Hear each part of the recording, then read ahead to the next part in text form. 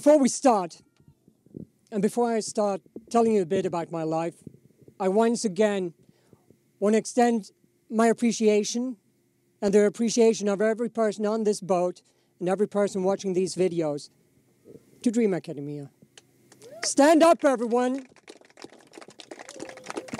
and applaud them, because they are so more than worth it.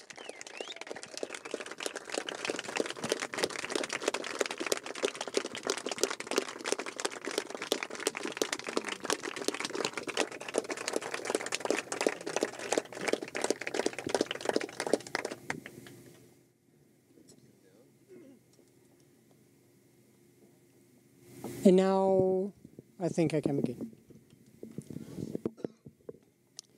Hi, I'm Frederik. I was either exuberant and super enthusiastic, or I was sullen and grumpy. My heroes, my god was Luke Skywalker, Ice Cream Kitten, dogs, and my orange BMX. Welcome to the 80s and Frederik Debong at age 4.5. My father was a surfer, windsurfer, and a busy entrepreneur. You know, the crazy person. The guy who let me sip his beer. And my mother, the ski bum traveler turned office working mother who tried to be the sense of the family. I guess that used to be kind of normal, right? But things change. At the age of 4.5, I was diagnosed with type 1 diabetes. The diagnosis of type 1 diabetes changes a lot in your life, and at that age also immensely impacts that of your family. It changes the way you think, behave, act, everything. Thank you.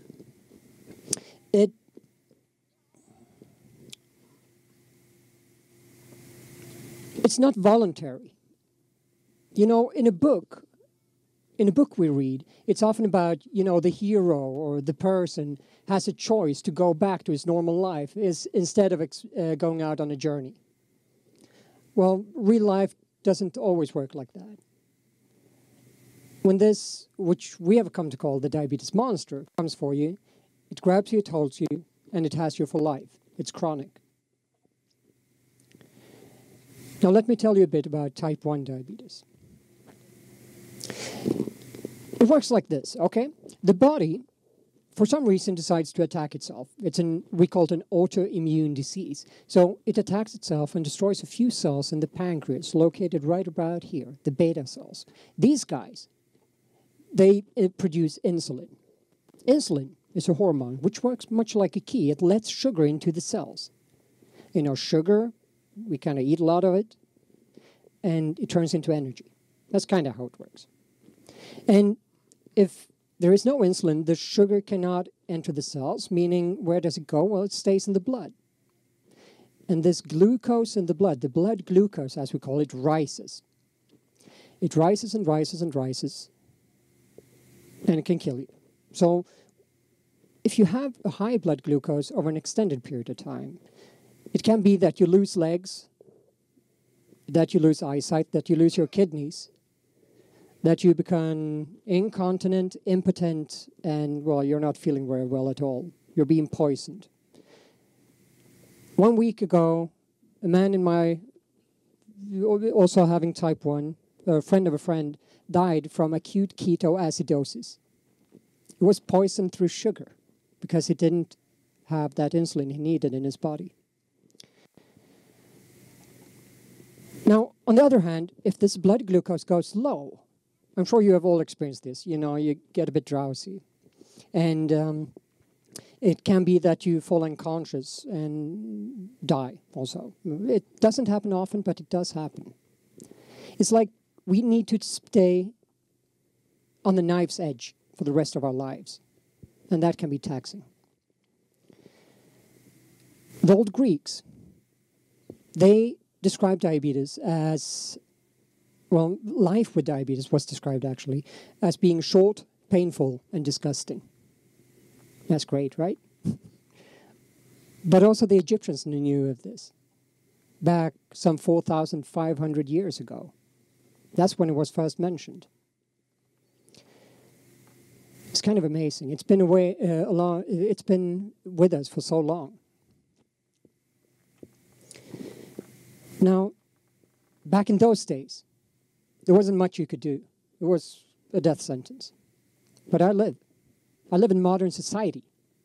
I have access to stuff which keeps me alive. You see, some 90 years ago, a man called Frederik Debong, a Canadian, and his colleague, Charles Best, found out how we can produce insulin, that hormone which I lack. So their imagination, their work, has saved millions and millions of lives through the years, of my brothers and sisters. Wow. That's just stunning when I think of a story told about him and how they tested this. Where the story goes, I don't know if it's true, but the story goes that as they tried it the first time, there was a hospital ward, where children with type 1 diabetes lay around. And they went into the hall and they started giving these injections. And before they came to the end of the hall, the first boy woke up out of his coma. I don't know if it's true, but that's the effect of it. It keeps us alive. Amazing. But we cannot, just plug it blindly. We cannot just shoot blindly. We need to do some things to know exactly how much, because if I shoot too much, I have that low blood glucose, a hypo as we call it. If I shoot too little, I get a hyperglycemia, as we call it, a high blood glucose. I want to stay in the middle, right?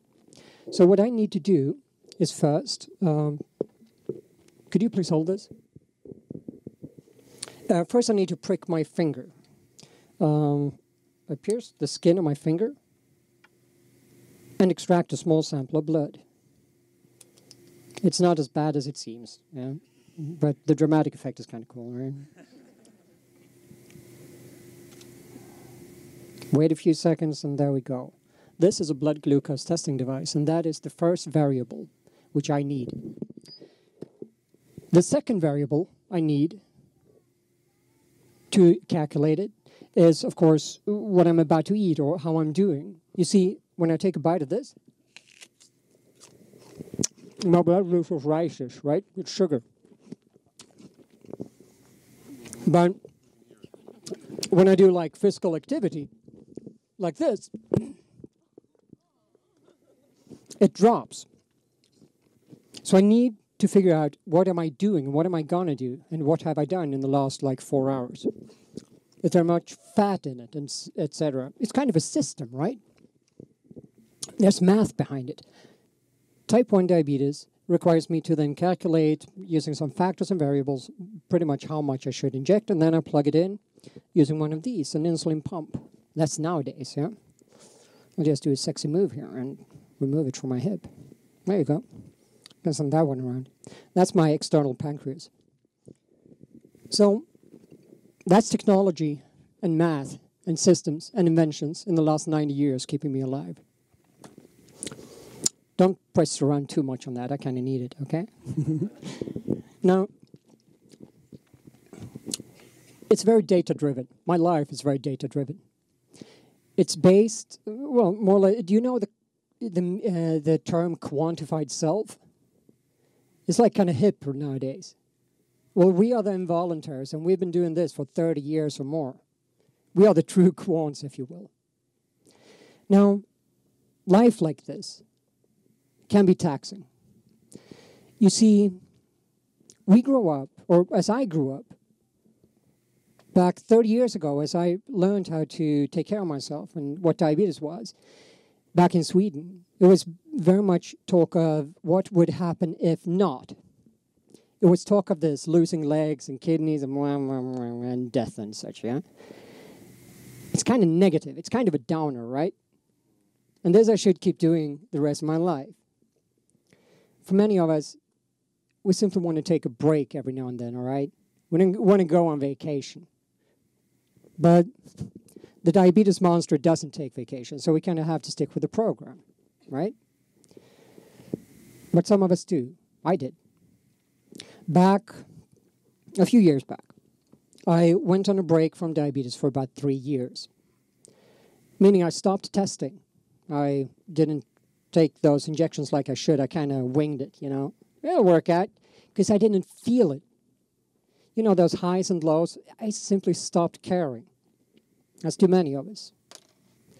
Now, it wasn't like it didn't have an impact on me and my life, yeah? It had a severe impact. I mean, being unconscious pretty much every week, every second week, it kind of, kind of hinders you, right? I can tell you stories, what happens when you have a hypoglycemia, the low blood glucose. You see, when you have a low blood glucose, your brain is one of the first things to go. The brain needs sugar to work, pure sugar, glucose.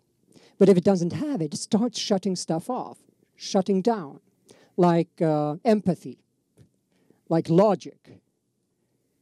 And then the body starts pushing out adrenaline and cortisol and stress hormones. And you kind of go like this, and it ends up with, you end up with some kind of funny stories. I can tell you about when I was arrested in the Sistine Chapel.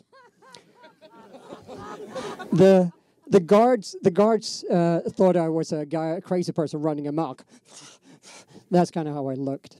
I can also tell you about coming to in the floating market in Thailand, surrounded by 50 Thai people in a perfect circle around me, looking like this, because that drug addict in the middle of him was trying to light a cigarette. Well, he was trying to light a match with a cigarette, and he's kind of spooky. That's how I woke up, yeah? Hello. I can also tell you about, almost being a perpetrator of wife beating. Tried to start a cat fight with my wife, like this. She just slapped me, gave me some honey, and I came back to my senses, so it worked out okay, all right? But that's the sometimes comic effect of hypos. But to be honest, I don't know how many years of my life I lost due to this, due to not taking care of this stuff.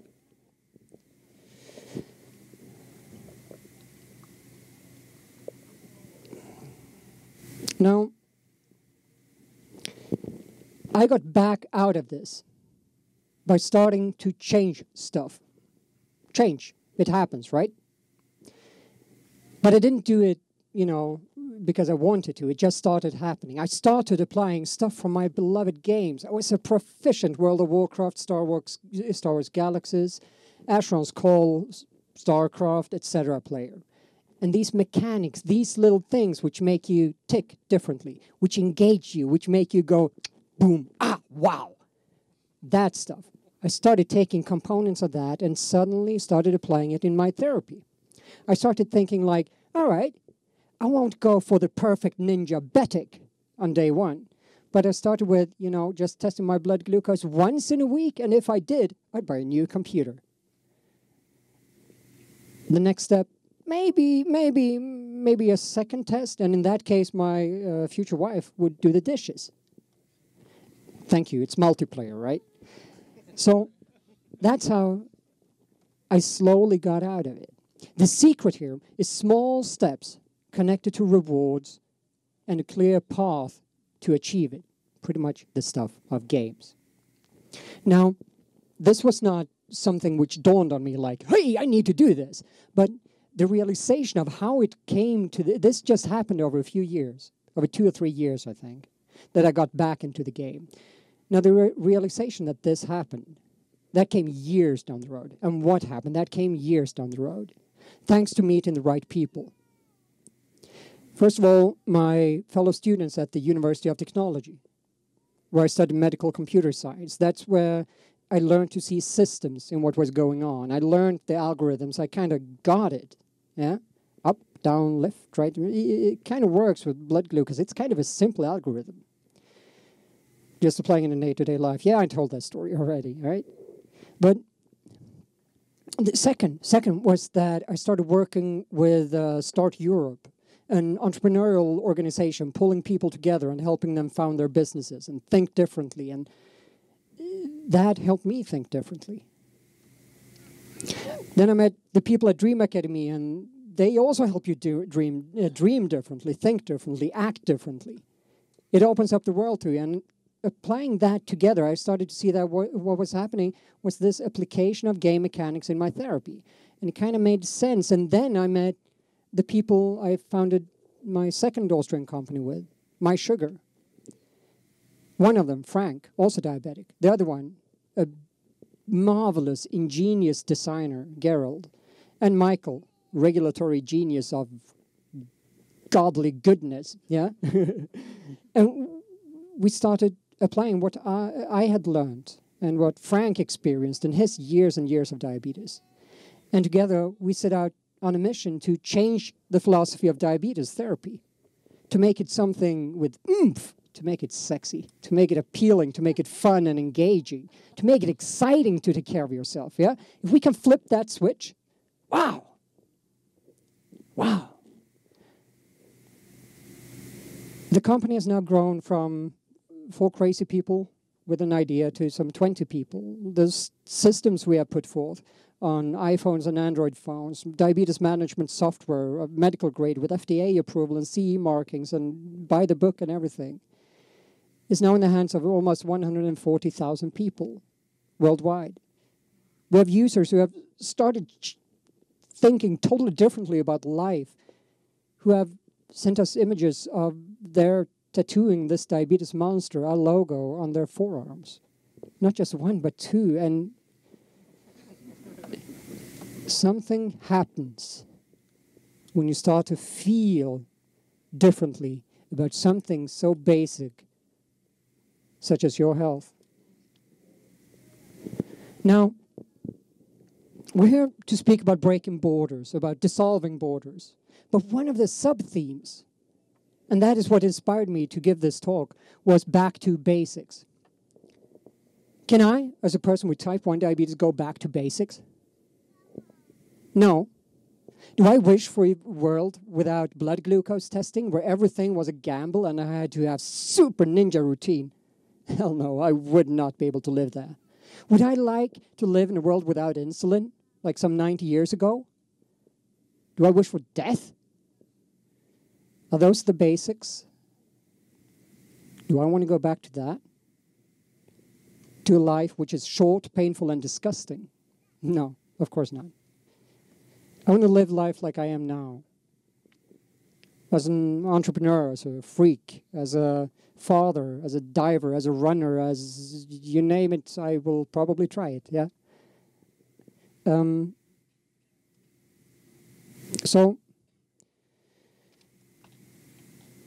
But there are some basics, because it's a yes and no answer here, yeah? There are some basics which I wish to go back to. The human mind and humanity, you know, the human mind is kind of part of everything, right? It's kind of basic. It's everywhere, but it has not been in diabetes technology nor in medical science for a long, long time. Does it astound you? Does it make you wonder that not even half the pills which are prescribed by our doctors are actually taken? There's something missing here, and that is the human mind, the basics of feelings, psychology, and motivation. Now, if we can get the basics back into this stuff, the basics of seeing a human not as a function of needs and musts and HbA1cs and blood glucose averages and standard deviation, but as a being of whims, passion, excitement, and start using this instead to motivate, to take care, then something happens. There's far more to what we have done in the past 4 years since we started working together at mySugr than what I have contributed, yeah. There's tons of work behind it. Otherwise, we wouldn't need 20 people to do what we do. But I'm very proud of having been able to invest my learnings into what we have accomplished so far.